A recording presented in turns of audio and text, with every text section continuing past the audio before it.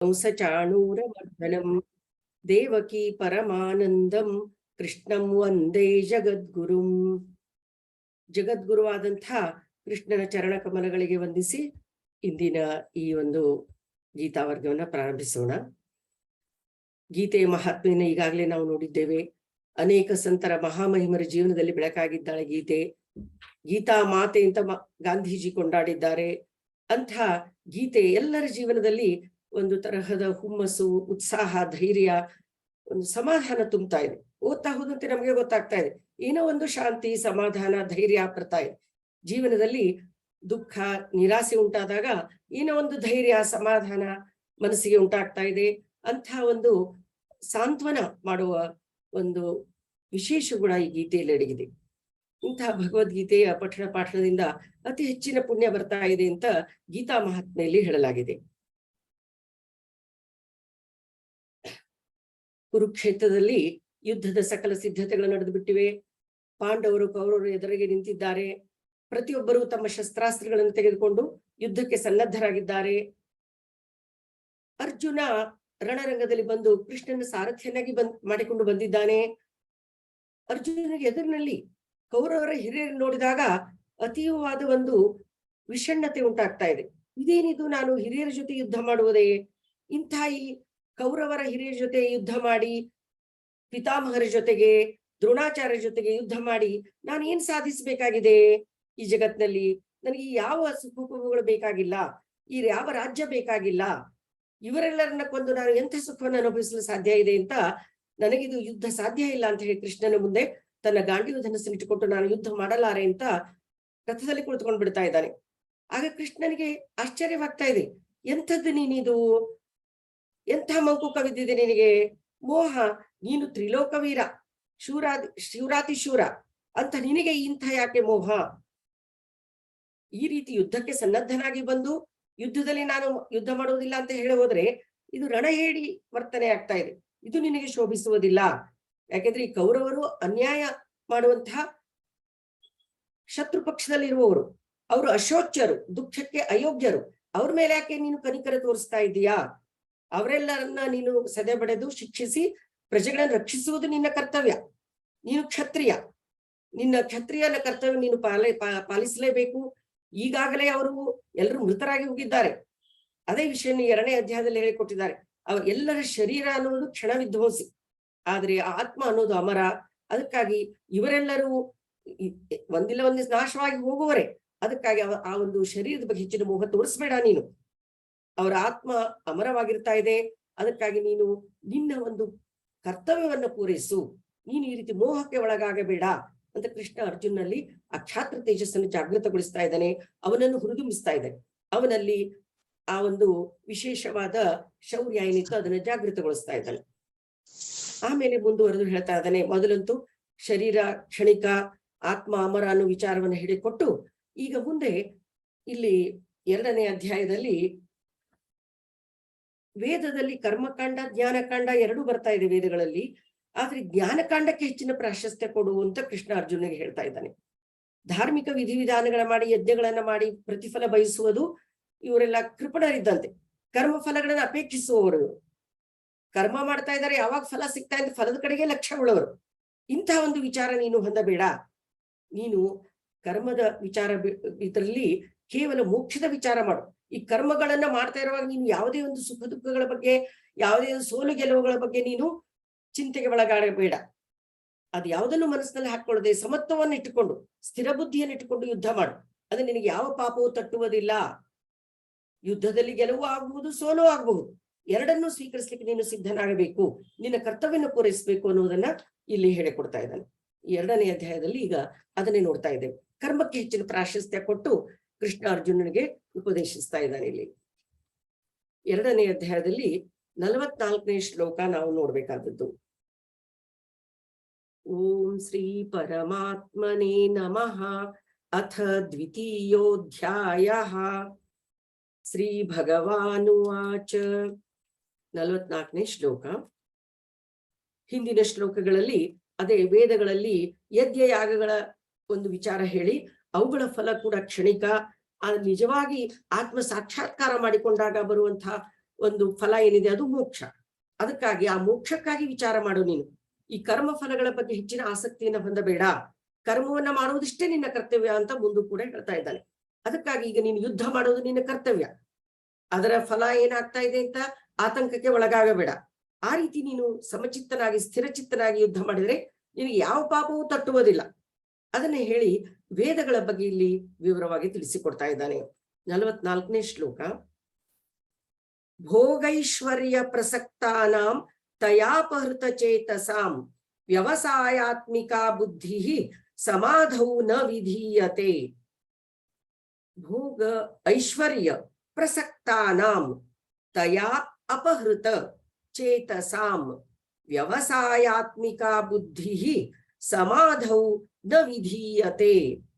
ಮುಂದುವರೆದು ಕೃಷ್ಣ ಅರ್ಜುನನಿಗೆ ಹೇಳ್ತಾ ಇದ್ದಾನೆ, ಭೋಗ ಐಶ್ವರ್ಯ, ಭೋಗ ಸುಖೋಪಭೋಗಗಳು, ಇಂದ್ರಿಯಗಳಿಂದ ಅನುಭವಿಸಲ್ಪಡುವಂತಹ ಭೋಗಗಳು, ಐಶ್ವರ್ಯ ಸಿರಿ ಸಂಪತ್ತು, ಪ್ರಸಕ್ತ ಅಂದ್ರೆ ತೊಡಗಿದವನು, ಆಸಕ್ತನಾದವನು, ಭೋಗ ಐಶ್ವರ್ಯಗಳಲ್ಲಿ ತೊಡಗಿದಂಥವರಿಗೆ, ಅಂಥ ಜನರಿಗೆ, ಅಂಥ ಮನುಷ್ಯರಿಗೆ, ಈ ಐಹಿಕ ಸುಖೋಪಭೋಗಗಳ ಕಡೆಗೆ ಮತ್ತು ಸಿರಿ ಸಂಪತ್ತುಗಳ ಮೋಹದಲ್ಲಿ ಒಳಗಾದವರಿಗೆ ತಯಾ ಅಪಹೃತ ಚೇತಸಾಂ, ತಯ ಮತ್ತು ಆ ಒಂದು ಬುದ್ಧಿಯಿಂದ, ಆ ಒಂದು ವಿಚಾರದಿಂದ ಅಪಹೃತ ಅಪಹರಿಸಲ್ಪಟ್ಟ ಚೇತಸ್ ಅಂದ್ರೆ ಮನಸ್ಸು, ಇಂಥ ವಿಚಾರದಿಂದ ಪ್ರಭಾವಕ್ಕೆ ಒಳಗಾದ ಮನಸ್ಸುಳ್ಳವರಿಗೆ, ಭೋಗೈಶ್ವರ್ಯಗಳಲ್ಲಿ ಆಸಕ್ತರಾದವರಿಗೆ ಮತ್ತು ಅವುಗಳಿಂದ ಅಪಹೃತಗೊಂಡ ಮನಸ್ಸುಳ್ಳವರಿಗೆ, ಅವುಗಳ ಪ್ರಭಾವಕ್ಕೆ ಒಳಗಾದ ಮನಸ್ಸುಳ್ಳವರಿಗೆ, ಅವುಗಳ ಕಡೆಗೆ ಆಕರ್ಷಿತರಾದಂಥವರಿಗೆ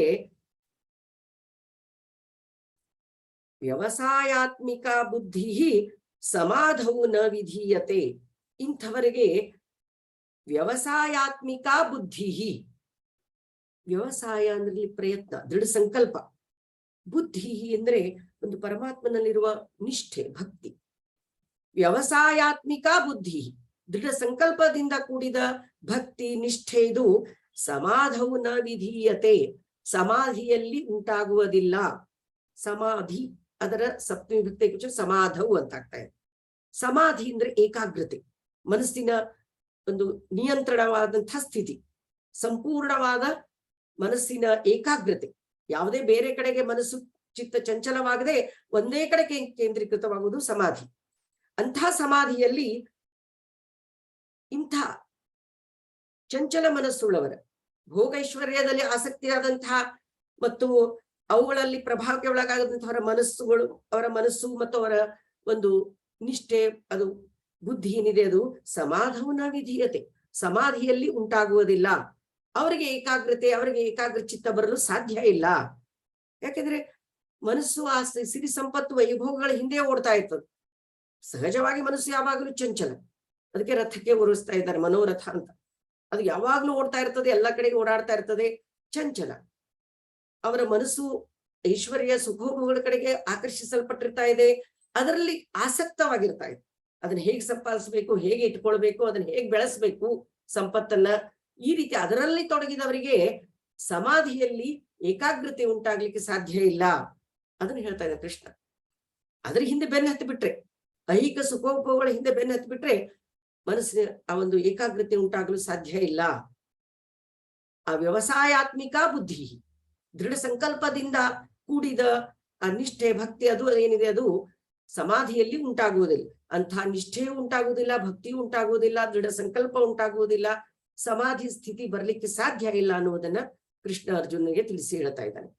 ಯಾರ ಮನಸ್ಸು ಈ ರೀತಿ ಚಂಚಲವಾಗಿರ್ತಾ ಇದೆ, ಭೋಗ ಐಶ್ವರ್ಯ ಪ್ರಸಕ್ತಾನಾಂ, ಭೋಗ ಮತ್ತು ಐಶ್ವರ್ಯಗಳಲ್ಲಿ ತೊಡಗಿದಂಥವರಿಗೆ, ಆಸಕ್ತರಾದವರಿಗೆ, ತಯಾ ಅಪಹೃತ ಚೇತಸ, ಆ ಒಂದು ವಿಚಾರದಿಂದ ಬುದ್ಧಿಯಿಂದ ಅಪಹೃತವುಳ್ಳ ಮನಸ್ಸುಗಳವರಿಗೆ, ಆ ಪ್ರಭಾವಕ್ಕೆ ಒಳಗಾದವರಿಗೆ, ಸಂಪತ್ತು, ಸಿರಿ ಮತ್ತೆ ಭೋಗಗಳು, ಅನೇಕ ತರಹ ಸುಖ ಭೋಗಗಳ ಕಡೆಗೆ ಮನಸ್ಸು ಸಹಜವಾಗಿ ಆಕರ್ಷಿತವಾಗ್ತಾ ಇದೆ.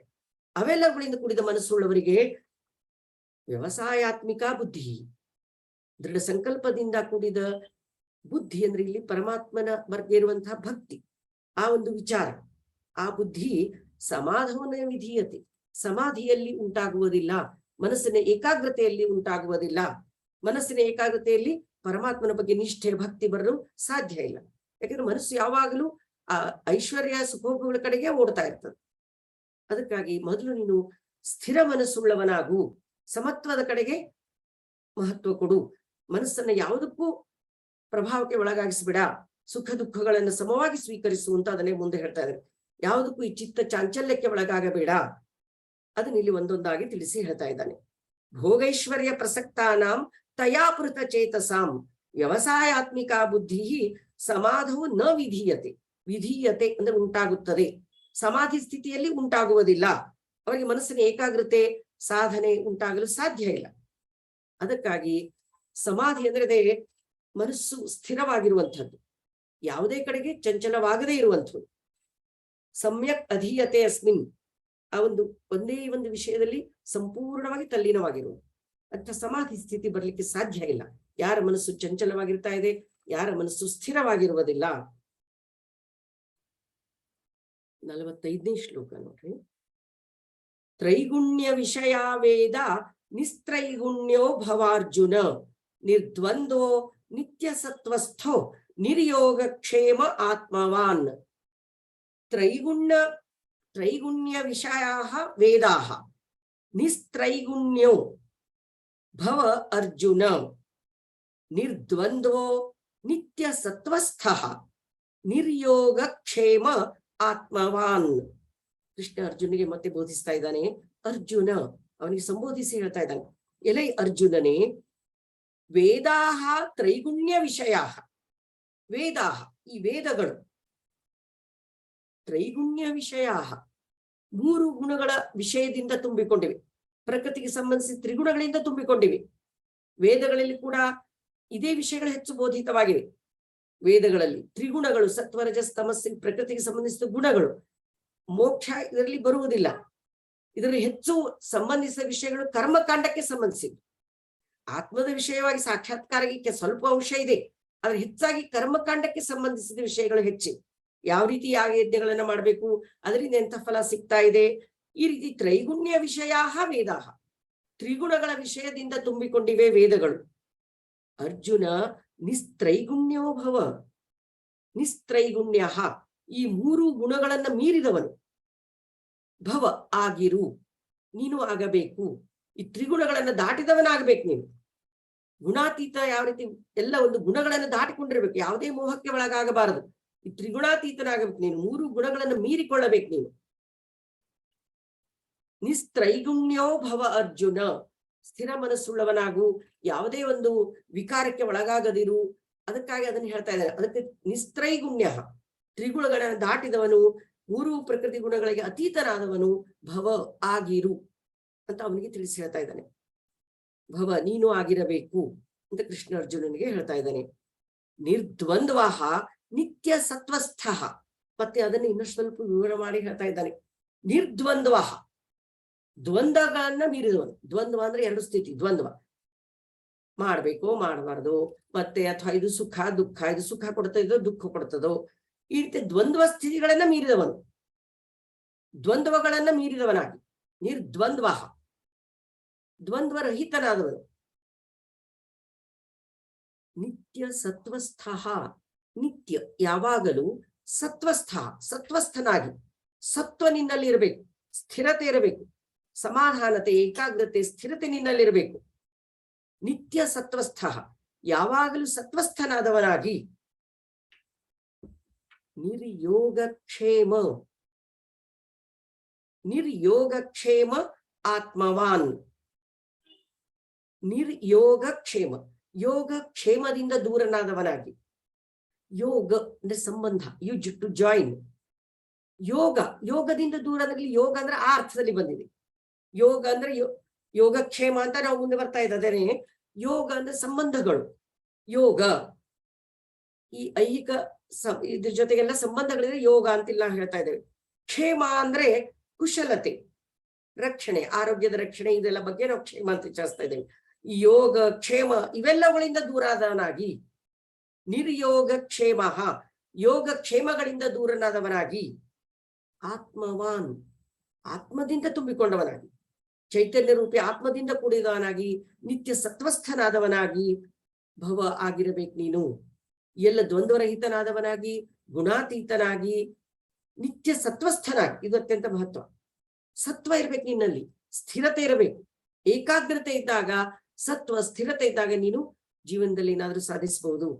ಈಗ ನೀನು ಕರ್ಮವನ್ನ ಮಾಡಬೇಕಾಗಿದೆ. ಕರ್ಮದಲ್ಲಿ ಮಾಡುವಾಗ ಯಾವುದೇ ಒಂದು ಸೋಲು ಗೆಲುವಿನ ಬಗ್ಗೆ ಯಾವುದೇ ಒಂದು ವಿಚಾರ ಇಲ್ಲದೆ, ಆತಂಕ ಇಲ್ಲದೆ, ನಿನ್ನ ಕರ್ತವ್ಯದಲ್ಲಿ ಮಾತ್ರ ನಿನ್ನ ಚಿತ್ತವನ್ನ ಕೇಂದ್ರೀಕರಿಸಿ ಸಂಪೂರ್ಣವಾಗಿ ಅದರಲ್ಲಿ ತೊಡಗಿಸಿಕೊಂಡು, ಅದರ ಫಲಾಪೇಕ್ಷೆ ಇಲ್ಲದೆ ಅದರ ಫಲಗಳನ್ನು ಸಂಪೂರ್ಣವಾಗಿ ಪರಮಾತ್ಮನಲ್ಲೇ ಅರ್ಪಿಸಿ, ಫಲ ಏನಾದರೂ ಬರಲಿ ಅದು ನನ್ನ ಕರ್ತವ್ಯನ ಮಾತ್ರ ಪೂರ್ಣಗೊಳಿಸಬೇಕು ಅನ್ನುವ ಒಂದು ನಿರ್ಲಿಪ್ತತೆ ದೃಷ್ಟಿಯಿಂದ, ಫಲಾಪೇಕ್ಷೆ ಇಲ್ಲದೆ ನಿಷ್ಕಾಮನಾಗಿ ಪ್ರಾಮಾಣಿಕವಾಗಿ ನಿನ್ನ ಕರ್ತವ್ಯವನ್ನು ಪೂರ್ಣಗೊಳಿಸಿದಾಗ ಫಲ ಬರ್ದೇ ಬರ್ತಾ ಇದೆ. ಅದಕ್ಕಾಗಿ ಅದೇ ವಿಚಾರದಲ್ಲಿ ಇಲ್ಲೆಲ್ಲ ಹೇಳ್ತಾ ಇದ್ದಾನೆ, ನಿತ್ಯ ಸತ್ವಸ್ಥನಾಗಿ, ಯಾವುದೇ ಒಂದು ವಿಕಾರಕ್ಕೆ ಒಳಗಾಗದೆ ಸತ್ವ, ಸಮಾಧಾನ, ಏಕಾಗ್ರತೆಯನ್ನು ಹೊಂದಿದವನಾಗಿ ನೀನು ಇಲ್ಲಿ ಯುದ್ಧಕ್ಕೆ ತೊಡಗಬೇಕು. ಅದನ್ನ ಇದೆಲ್ಲ ಹೇಳ್ಕೊಡ್ತಾ ಇದ್ದಾನೆ. ತ್ರಿಗುಣ ವಿಷಯಗಳಿಂದ ದೂರರಾದಂತಹ ತ್ರೈಗುಣ್ಯ ವಿಷಯ ವೇದ, ವೇದಗಳು ತ್ರಿಗುಣ ವಿಷಯಗಳಿಂದ ತುಂಬಿಕೊಂಡಿವೆ. ವೇದಗಳಲ್ಲಿ ಫಲಾಪೇಕ್ಷೆ ಕರ್ಮಗಳನ್ನ ಬಹಳ ಹೇಳಲಾಗಿದೆ. ವೇದದಲ್ಲಿ ಇಂಥ ಯಾಗ ಮಾಡಿದ್ರೆ ಇಂಥ ಫಲ ಸಿಗ್ತಾ ಇದೆ, ಇಂಥ ಯೋಗ ಮಾಡಿದ್ರೆ ಇಂಥ ಸ್ವರ್ಗ ಪ್ರಾಪ್ತವಾಗ್ತಾ ಇದೆ. ಆ ಸ್ವರ್ಗ ಪ್ರಾಪ್ತಿ ಕೂಡ ಕ್ಷಣಿಕ, ಇಷ್ಟು ಅವಧಿ ಇರ್ತಾ ಇದೆ, ಇಷ್ಟು ವರ್ಷಗಳವರೆಗೆ ಆ ಸುಖ ಸಿಗ್ತಾ ಇದೆ, ಮುಗಿದ ಮೇಲೆ ಮತ್ತೆ ಬರಬೇಕು. ಆತ್ಮ ಸಾಕ್ಷಾತ್ಕಾರದ ಪರಮೋನ್ನತ ಗುರಿ ಏನಿದೆ ಆ ಮೋಕ್ಷ ಸಿಗ್ಲಿಕ್ಕೆ ಸಾಧ್ಯ ಇದೆ. ಅದಕ್ಕಾಗಿ ಫಲಾಪೇಕ್ಷೆ ಕಡಿಮೆ ಇರುವಂತಹ ಆ ಒಂದು ವಿಚಾರವನ್ನ, ಯೋಗವನ್ನ ನೀವು ಮಾಡಬೇಕು. ನಿಷ್ಕಾಮ ಕರ್ಮ ಯೋಗ ಅದನ್ನೇ ಮುಂದೆ ಹೇಳ್ತಾ ಇದ್ದಾನೆ. ಅದಕ್ಕಾಗಿ ಆ ಒಂದು ವೇದಗಳ ಕರ್ಮಕಾಂಡದ ಕಡೆ ಹೆಚ್ಚು ಗಮನ ಕೊಡದೆ ನೀನು ಆತ್ಮ ಸಾಕ್ಷಾತ್ಕಾರದ ಕಡೆ ಗಮನ ಕೊಡಬೇಕು ಅಂತ ಕೃಷ್ಣ ಅರ್ಜುನಿಗೆ ಹೇಳ್ತಾ ಇದ್ದಾನೆ. ನಿಸ್ತ್ರೈಗುಣ್ಯ, ತ್ರಿಗುಣಾತೀತನಾಗಿ, ನಿರ್ದ್ವಂದ್ವ, ದ್ವಂದ್ವರಹಿತನಾದವನೇ, ಸುಖ ದುಃಖಗಳಿಂದ ದೂರನಾದವನಾಗಿ, ಸುಖಕ್ಕೆ ಹಿಗ್ಗದೆ ದುಃಖಕ್ಕೆ ಕುಗ್ಗದೆ, ನಿತ್ಯ ಸತ್ವಸ್ಥ, ಯಾವಾಗಲೂ ಸತ್ವದಿಂದ ತುಂಬಿಕೊಂಡವನಾಗಿ, ಚೈತನ್ಯ ಪೂರ್ಣನಾದವನಾಗಿ, ನಿರ್ಯೋಗಕ್ಷೇಮ, ಯೋಗಕ್ಷೇಮದಿಂದ ದೂರನಾದವನಾಗಿ, ಯಾವುದೇ ಒಂದು ಮೋಹ ಮತ್ತು ಒಂದು ರಕ್ಷಣೆ, ಕ್ಷೇಮ ಅಂದ್ರೆ ಇಲ್ಲಿ ರಕ್ಷಣೆ ಮಾಡ್ಕೊಳ್ಳೋದು, ಆರೋಗ್ಯದ ರಕ್ಷಣೆ ಕಡೆಗೆ ಲಕ್ಷಿಸದೆ, ಯೋಗ ಅಂದ್ರೆ ಇಲ್ಲಿ ಸಂಬಂಧ, ರಿಲೇಶನ್ಶಿಪ್ ಅನ್ನು ಅರ್ಥದಲ್ಲಿ, ಯಾವುದೇ ಒಂದು ಯೋಗದ ಕಡೆಗೆ, ಇಲ್ಲಿ ಒಂದು ಸಂಬಂಧಗಳ ಕಡೆಗೆ, ವ್ಯಾಮೋಹದ ಕಡೆಗೆ ಲಕ್ಷ್ಯ ಕೊಡದೆ, ಆತ್ಮವಾನ್, ಆತ್ಮದಿಂದ ತುಂಬಿಕೊಂಡವನಾಗಿ, ಚೈತನ್ಯ ತುಂಬಿಕೊಂಡವನಾಗಿ ನೀನು ಭವ ಆಗಿರು ಅಂತ ಅರ್ಜುನನಿಗೆ ಹೇಳಿಕೊಡ್ತಾ ಇದ್ದಾನೆ ಕೃಷ್ಣ.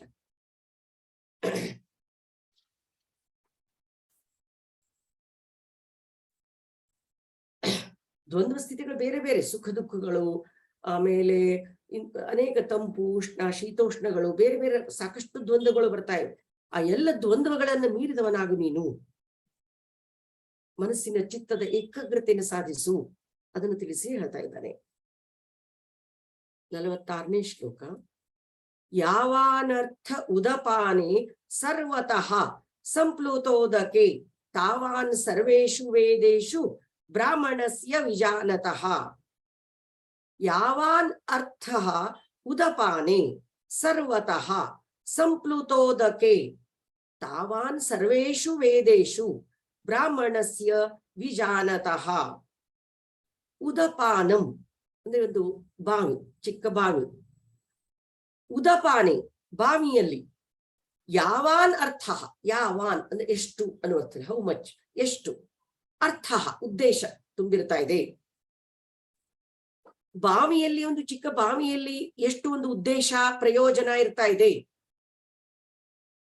ಸರ್ವತಃ ಸಂಪ್ಲುತೋದಕೆ, ಸಂಪ್ಲುತೋದಕ, ಸಂಪ್ಲುತ ಉದಕಂ, ಉದಕಂ ಅಂದ್ರೆ ನೀರು, ಸಂಪ್ಲುತ ಅಂದ್ರೆ ತುಂಬಿಕೊಂಡಿದ್ದು, ದೊಡ್ಡ ಜಲಾಶಯ.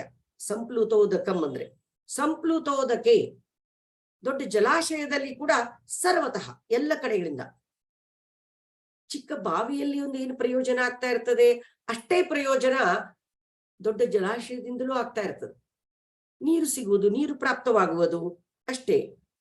ತಾವಾನ್ ಸರ್ವೇಷು ವೇದೇಶು, ತಾವಾನ್ ಅಷ್ಟೇ, ಅದೇ ರೀತಿಯಾಗಿ ಅನ್ನುವಂಥದ್ದು. ಯಾವನ್ ತಾವನ್ ಅನ್ನಂತಿಲ್ಲ.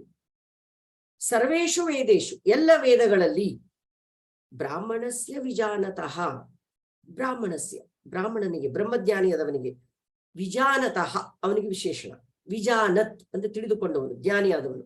ವಿಜಾನತಃ ಬ್ರಾಹ್ಮಣಸ್ಯ ಜ್ಞಾನಿಯಾದ ಬ್ರಾಹ್ಮಣನಿಗೆ, ವೇದೇಶು ತಾವು ವೇದಗಳಲ್ಲಿಯೂ ಅದೇ ಕಡೆ, ಎಲ್ಲ ವೇದಗಳಲ್ಲಿ ಕೂಡ ಅದೇ ರೀತಿ ಪ್ರಯೋಜನ, ಅರ್ಥ ಅಡಗಿರ್ತಾ ಇದೆ. ಜ್ಞಾನಿಯಾದ ಸಾಧಕನಿಗೆ, ಬ್ರಾಹ್ಮಣನಿಗೆ.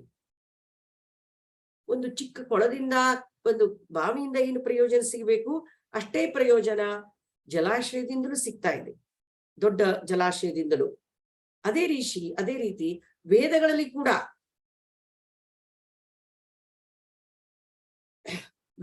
ಅದೇ ರೀತಿ ಒಂದು ಪ್ರಯೋಜನ ಸಿಗ್ತಾ ಇದೆ. ವೇದಗಳಲ್ಲಿ ಕೂಡ ಎರಡೂ ಇದೆ, ಕರ್ಮಕಾಂಡ ಜ್ಞಾನಕಾಂಡ ಎರಡೂ ಇದೆ. ತಿಳಿದಂತಹ ಜ್ಞಾನಿ ಅದರ ಒಂದು ಆತ್ಮ ಸಾಕ್ಷಾತ್ಕಾರದ ವಿಷಯವನ್ನು ಮಾತ್ರ ಆಸಕ್ತನಾಗಿ ತಿಳಿದುಕೊಳ್ತಾ ಇದ್ದಾರೆ.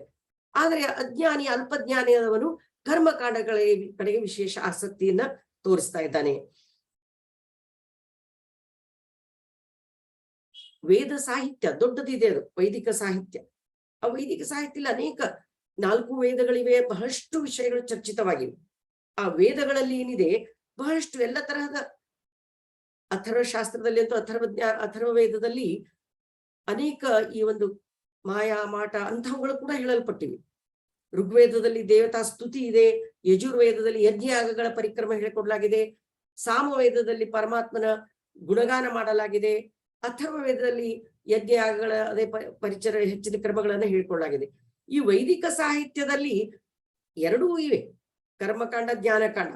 ಆದ್ರೆ ಅದರಲ್ಲಿ ನೀವು ವೈದಿಕ ಸಾಹಿತ್ಯದಲ್ಲಿ ಏನಿದೆ ಎಲ್ಲ ಇದ್ರೂ ಕೂಡ ಅದರಲ್ಲಿ ನೀನು ಆತ್ಮ ಸಾಕ್ಷಾತ್ಕಾರಕ್ಕಾಗಿ ಬೇಕಾಗುವಂತಹ ಜ್ಞಾನದ ವಿಷಯದ ಕಡೆಗೆ ಲಕ್ಷ್ಯ ಕೊಡು. ಕರ್ಮಕಾಂಡದ ಕಡೆಗೆ ಕರ್ಮ ಫಲಾಪೇಕ್ಷೆ ಆಗಬೇಡ, ಫಲಾಪೇಕ್ಷೆಯಾದಂತಹ ಕರ್ಮಗಳ ಕಡೆಗೆ ಆಸಕ್ತಿ ತೋರಿಸಬೇಡ ಅಂತ ಇಲ್ಲಿ ಹೇಳಿಕೊಡ್ತಾ ಇದ್ದಾನೆ.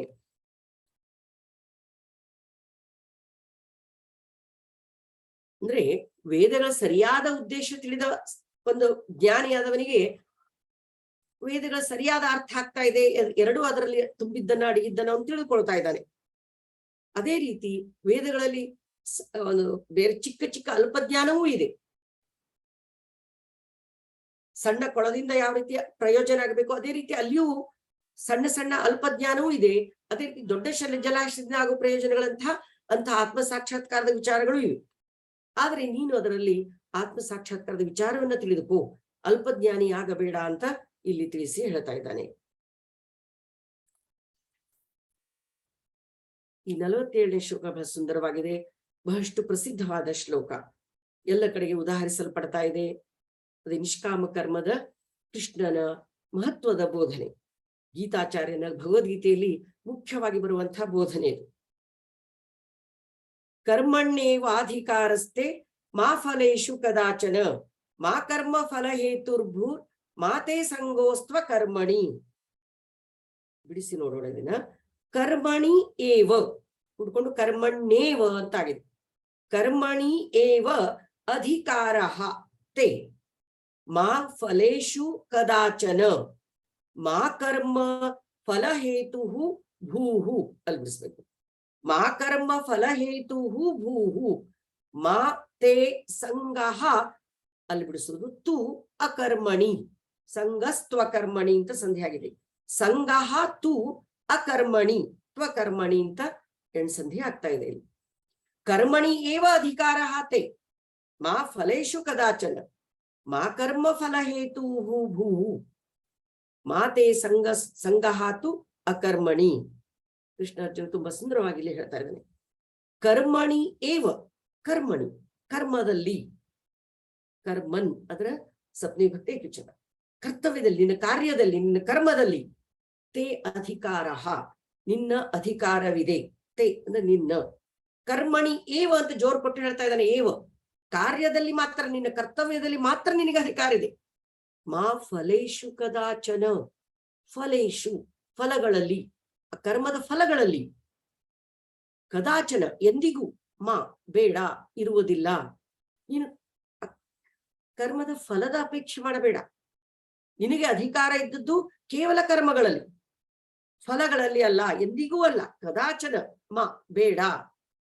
ಮಾ ಕರ್ಮ ಫಲ ಹೇತು ಭೂಹು, ಕರ್ಮಣಃ ಫಲಸ್ಯ ಹೇತು ಮಾ ಭೂ, ಕರ್ಮದ ಫಲಕ್ಕೆ ಕಾರಣನು, ಹೇತು ಅಂದ್ರೆ ಕಾರಣ, ಭೂಹು ಆಗಬೇಕು, ಮಾ ಭೂಹು ಆಗಬೇಡ. ಆ ಕರ್ಮದ ಫಲಕ್ಕೆ ಕಾರಣನು ನೀನಾಗಬೇಡ. ಕರ್ಮದ ಫಲ ಹೇತು ಕಾರಣ ಏನಾಗ್ತಾ, ಅದಕ್ಕೆ ನೀನು ಕಾರಣ ಆಗ್ಬೇಡ. ಕರ್ಮದ ಫಲ ಏನಾಗ್ತಾ ಇದೆ, ಕರ್ಮದ ಫಲಾಪೇಕ್ಷೆಯಾಗಿ ಅದಕ್ಕೆ ಕಾರಣನು ನೀನಾಗಬೇಡ. ಹೇತು ಮಾ ಭೂಹು ಆಗಬೇಡ. ಮಾತೆ ಸಂಗಹಾತು ಅಕರ್ಮಣಿ. ಮತ್ತೆ ತುಂಬಾ ಸುಂದರವಾಗಿ ಮುಂದೆ ಹೇಳ್ತಾನೆ, ತು ಆದರೆ ಅಕರ್ಮಣಿ, ಅಕರ್ಮದಲ್ಲಿ, ಅಯುಕ್ತವಾದ ಕರ್ಮದಲ್ಲಿ. ಮಾತೆ ಸಂಗಹ, ನಿನ್ನ ಆಸಕ್ತಿಯೂ ಬೇಡ. ತೇ ಅಂದ್ರೆ ನಿನ್ನ, ಸಂಗಹ ಅಂದ್ರೆ ಆಸಕ್ತಿ, ಮ ಬೇಡ, ಅಕರ್ಮದಲ್ಲಿ ನಿನ್ನ ಆಸಕ್ತಿಯೂ ಬೇಡ. ಯಾವುದು ಮಾಡಬಾರದು ಅಂತಿರ್ತಾ ಇದೆ ಅದು ಅಕರ್ಮ, ವಿಹಿತವಾದ ಯುಕ್ತವಾದ ಕರ್ಮವಲ್ಲ. ಅಕರ್ಮದಲ್ಲಿ ನಿನ್ನ ಆಸಕ್ತಿ ಬೇಡ, ಅದನ್ನು ತಿಳಿಸಿ ಹೇಳ್ತಾ ಇದ್ದಾರೆ. ಮಾತೆ ಸಂಗಹಾತು ಅಕರ್ಮಣಿ, ಅಕರ್ಮದಲ್ಲಿ ನಿನಗೆ ಆಸಕ್ತಿಯೂ ಬೇಡ. ಕರ್ಮದ, ತುಂಬಾ ಸುಂದರವಾದ ಕರ್ಮದ ಬಗ್ಗೆ ಇರುವ ಕೃಷ್ಣನ ವಿಚಾರಗಳನ್ನ ನೋಡ್ತಾ ಇದ್ದೇವೆ. ಇವು 4 ವಿಧವಾಗಿ ವಿಂಗಡಿಸಬಹುದು ಇಲ್ಲಿ. ಕರ್ಮಣಿ ಏವ ಅಧಿಕಾರ ಹಾತೆ, ಇದೊಂದು ಮೊದಲು ಹೇಳ್ತಾ ಇದ್ದಾನೆ. ಮಾ ಫಲೇಶು ಕದಾಚನ ಎರಡನೇದ್ದು, ಮಾ ಕರ್ಮ ಫಲ ಹೇತು ಹೂಹು ಮೂರನೇದ್ದು, ಮಾತೆ ಸಂಗಹಾತು ಅಕರ್ಮಣಿ ನಾಲ್ಕನೇದ್ದು. ನಿನಗೆ ಕರ್ಮದಲ್ಲಿ ಮಾತ್ರ ಅಧಿಕಾರ ಇದೆ ಅಂತ ಹೇಳ್ತಾ ಇದ್ದಾನೆ. ಕರ್ತವ್ಯವಷ್ಟೇ ಪೂರೈಸ್ಬೇಕು ನೀನು. ಯಾವ ವಿಚಾರದ ಬಗ್ಗೆ ನೀನು ವಿಚಾರ ಮಾಡಬೇಡ, ಫಲಾಪೇಕ್ಷೆ ಇಲ್ಲದೆ. ಇದಕ್ಕೆ ಫಲ ಸಿಗ್ತದೋ ಇಲ್ಲವೋ ಅಂತ ನೀನು ಆತಂಕಕ್ಕೆ ಒಳಗಾಗಬೇಡ. ಫಲಾಪೇಕ್ಷೆ ಇಲ್ಲದೆ ನೀನು ನಿಷ್ಠೆಯಿಂದ ಪ್ರಾಮಾಣಿಕವಾಗಿ ನಿನ್ನ ಕರ್ತವ್ಯನ ಪೂರೈಸಿದಾಗ, ನಿನ್ನ ಸಂಪೂರ್ಣ ಶರಣಾಗತಿನ ಭಕ್ತಿಯನ್ನ ಪರಮಾತ್ಮನಿಗೆ ಅರ್ಪಿಸಿ ನಿನ್ನ ಕರ್ಮವನ್ನ ನೀನು ಆಚರಿಸ್ತಾ ಹೋದ್ರೆ ಖಂಡಿತವಾಗಿ ಫಲ ಸಿಗ್ತಾ ಇದೆ. ಆದ್ರೆ ಆ ಫಲದ ಅಪೇಕ್ಷೆ ನೀನು ಮಾಡಬೇಡ. ಆ ಫಲದ ಅಪೇಕ್ಷೆ ಹಿಂದೆ ಬಂದ್ಬೇಡ ಬಿಟ್ರೆ ಕರ್ಮ ಸರಿಯಾಗುವುದಿಲ್ಲ. ಆ ಕರ್ಮ ಫಲ ಸಿಕ್ಬಿಟ್ರೆ ಸಾಕು, ಕರ್ಮದ ಕಡೆಗೆ ಆಸಕ್ತಿ ಹೊರಟೋಗ್ತಾ ಇದೆ. ಎಷ್ಟೋ ಸಲ ಕರ್ಮಣಿ ಏವ ಅಧಿಕಾರ ಹಾತಿ, ಕರ್ಮದಲ್ಲಿ ಮಾತ್ರ ನಿನಗೆ ಅಧಿಕಾರ ಇದೆ. ಮಾ ಫಲೇಶು ಕದಾಚನ, ಎಂದಿಗೂ ಫಲದಲ್ಲಿ, ಫಲೇಶು ಕದಾಚನ ಮ ಅಂದಂತೆ, ಮಾ ಫಲಗಳಲ್ಲಿ ಎಂದಿಗೂ ಇರುವುದಲ್ಲಿ ನಿನಗೆ ಅಧಿಕಾರ. ಫಲ ಪಡೆಯಬೇಕು ಅನ್ನೋದಕ್ಕೆ ನಿನಗೆ ಅಧಿಕಾರ ಇರುವುದು ಬೇಡ. ಫಲ ಬೇಕೇ ಬೇಕು ನನಗೆ ಅಂತ ಆ ಒಂದು ಅಧಿಕಾರ ಬೇಡ. ಫಲಗಳಲ್ಲಿ ಆಸಕ್ತಿಯಿಂದ ಹೊಂದಬೇಡ. ಫಲಗಳು ತಾನಾಗೆ ಸಿಗ್ತಾ ಇದೆ, ಪರಮಾತ್ಮ ಕೊಡ್ತಾ ಇದೆ ನಿನ್ನ ಕರ್ಮಕ್ಕೆ ಅನುಗುಣವಾಗಿ. ಅದಕ್ಕಾಗಿ ಕರ್ಮವನ್ನು ನಿಷ್ಠೆಯಿಂದ, ಆಸಕ್ತಿಯಿಂದ, ಸಮಚಿತ್ತದಿಂದ, ಪ್ರಾಮಾಣಿಕವಾಗಿ ಭಗವಂತನಲ್ಲಿ ಸಂಪೂರ್ಣವಾಗಿ ಶರಣಾಗತಿಯನ್ನ ಅರ್ಪಿಸಿ ನೀನು ಕರ್ಮವನ್ನು ಆಚರಿಸಿದಾಗ ಖಂಡಿತವಾಗಿ ಫಲ ಸಿಗ್ತಾ ಇದೆ. ಅದಕ್ಕಾಗಿ ಫಲದ ಅಪೇಕ್ಷೆಯನ್ನು ಮಾಡಬೇಡ. ಮಾ ಕರ್ಮ ಫಲ ಹೇತು ಭೂ, ಕರ್ಮದ ಫಲಕ್ಕೆ ಕಾರಣನು ನೀನಾಗಬೇಡ. ಇದು ಮೂರನೇ ವಿಚಾರ. ಕರ್ಮ ಫಲ ಸಿಗ್ತಾ ಇದೆ ಅಂತ ಅನ್ನುವ ಅದಕ್ಕೆ ಹೇತು, ಕಾರಣ ಆಗ್ಬೇಡ ನೀನು. ಆಸಕ್ತರಾಗಿ ಅದರ ಕಡೆಗೆ ಆಲೋಚಿಸುವುದು, ಅದರ ಕಾರಣಭೂತರಾಗುವುದು, ಅಂತಹ ಒಂದು ಕಾರಣ ನೀನಾಗಬೇಡ.